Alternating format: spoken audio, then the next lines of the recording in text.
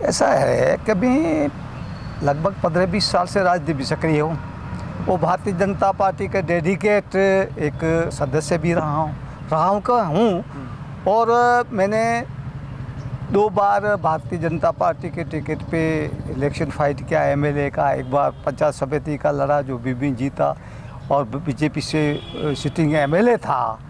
लेकिन मेरा टिकट पता नहीं किन कारणों से हाईजैक हुआ और मेरे को इग्नोर करके और किसी को टिकट बीच में थोपना, मेरी कोई राय मशवरा नहीं करना। हालांकि उससे खफा होकर के मैंने राजनीति से संन्यास भी ले लिया था। लेकिन मेरे हाईकमान ने, पार्टी ने मुझे जयपुर बुलाया और बड़े बड़े हमारे जो थे, इसमें वी सतीश जी है, चंद्रशेखर जी है, मदन लाल सेन जी है, गजेंद्र सिंह जी, सब आए। उन्होंने बैठ करके हमारी मीटिंग को उन्होंने मेरे को संतुष्ट किया और उन्होंने ये कहा कि इस्तीफा देना आपके अधिकार है, लेकिन स्वीकार हम नहीं करेंगे। आप पार्टी के हित में जाके काम करो, ये हमारी इच्छा है और आप हमसे दूर नहीं, हम आपसे दूर नहीं, ये बात करो। उनकी बात मानी, ठीक है। मैं वापस राजनीति में सारा कुछ किया। मैंने पूर्ण रूप से मेरी एक अपनी क्षमता से काम किया और ठीक है, हार जीत तो होती रहती है, वो अलग बात है। लेकिन इतने वक्फे होने के बावजूद एक पार्टी या जिस तरह से हमारा सब लोग दावेदारी राजनीति में और लोकतंत्र भी तो सबका अधिकार है।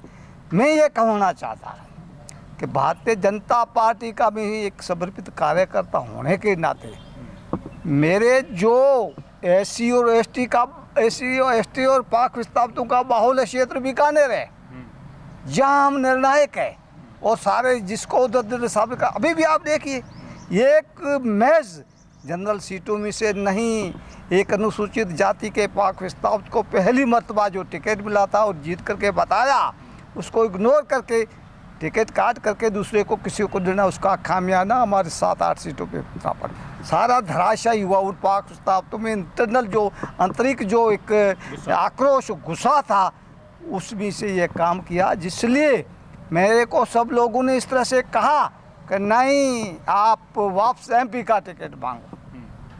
क्यों हमसे अब हम जनरल वाले तो मांग नहीं रहे हैं, हम जनरल वाले का हमारे पाक विस्थापित एसी का है, उसकी टिकट मांग रहे हैं। उसको आपने किस कारणों से काटी?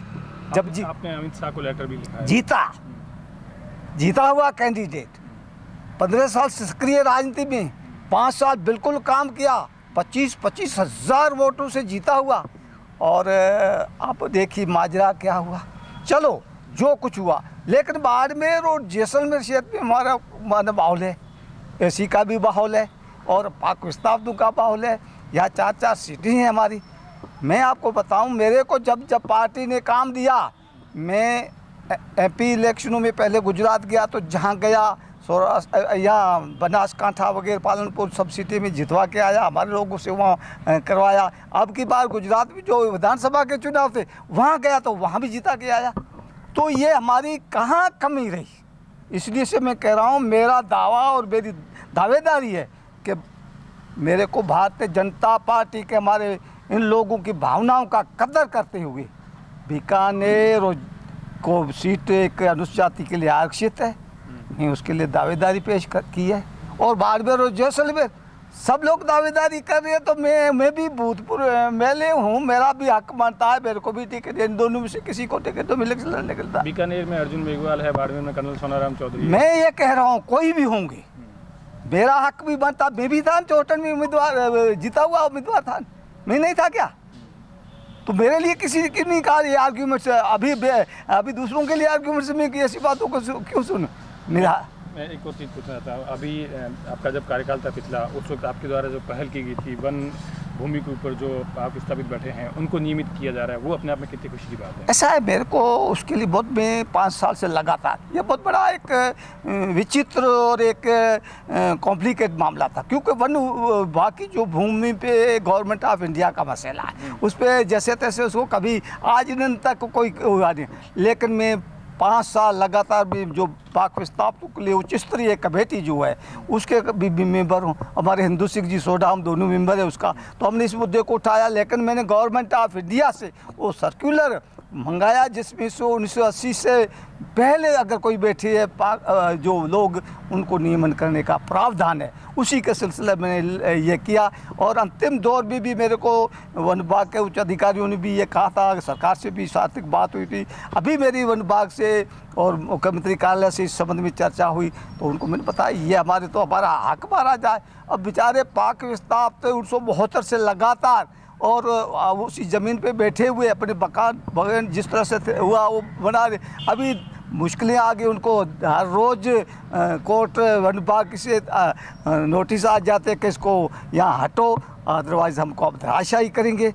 तो एक बेघर तो पहले से हुआ, अब दोबारा 40 साल 45 साल के बाद दोबारा एक माना विस्थापित बनना एक अच्छी बात नहीं है, एक इंसानियत के नाते, एक मानवता के नाते अच्छी बात नहीं है।